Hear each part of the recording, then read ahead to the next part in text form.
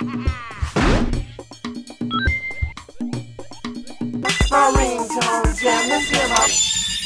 Smiley! Captain Smiley! Someone is robbing the King Yum's Bank and Trust! Oh, perfect! It's not really good news, sir. I didn't ask you, Gerda. Star, get up! I'm tired, what? It's smiling time.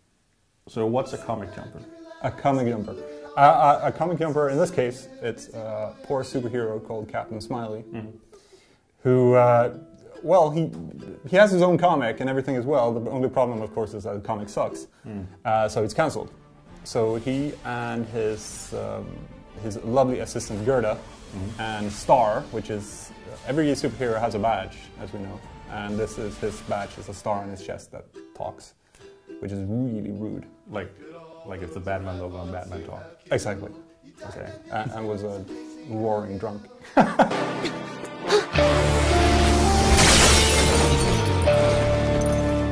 Gerda, what are you doing here? It's a trap, Captain! Dr. Winkelmeyer's gonna blow up the bank! With us in it! Damn it, I have a level 50 epic quest tonight, so let's get this show on the road! And they have to make money somehow, and Gerda makes this deal with Twisted Pixel, who happened to be the developer of the game. How meta? How meta? It's full of stuff like that. But they make a deal that he's going to, with their aid, he's going to jump between and guest star in different comics, so they can make money, so he can get his own series back. Right. So that's basically the premise of Comic Jumper, the adventures of Captain Smiley. And it kind of sets the tone in general, because the game is filled with references to, not only to comics, of course. As jumping through comics, you jump into like Nanak the Obliterator, which is Conan spelled backwards, and into a manga, and into some like Silver Age comic.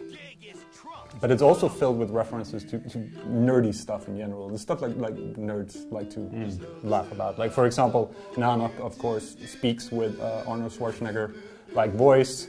The machine that he uses to jump between comics is a Time Cop reference. If you've ever seen the old Van Damme movie, if you're too young, you probably haven't. You should see it. It's awesome. And it's just filled with references to all that kind of stuff that you love and enjoy. And the writing in general on the script, the bickering between Star and Captain Smiley. Nobody likes Captain Smiley. So lots of geek humor. There's a lot of geek humor. More or less the most geek humor I've ever seen in a game at the same time. What's the actual game like? Yeah, that's the problem, isn't it? Oh. No, I'm gonna try to be nice to Captain Smiley. The gameplay in general is extremely repetitive.